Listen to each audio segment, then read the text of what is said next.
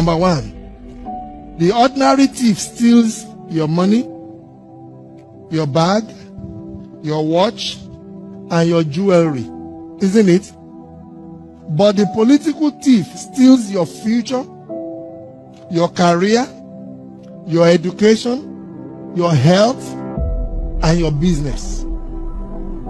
Number two, the hilarious part is that the ordinary thief will choose whom to rob. But you are the one who choose the political thief to rob you. Because we choose them. We vote them. We blindly say we are not blind. Who is deceiving who?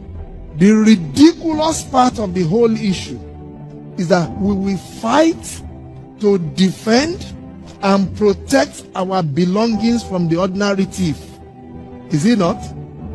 But we fight each other to defend and protect the political thief. Is that not what we do? Thugs will be fighting themselves to protect those that are stealing our career, stealing our joy, stealing our health, stealing our success. What a shame. What a travesty. Calls for us to think and think deep.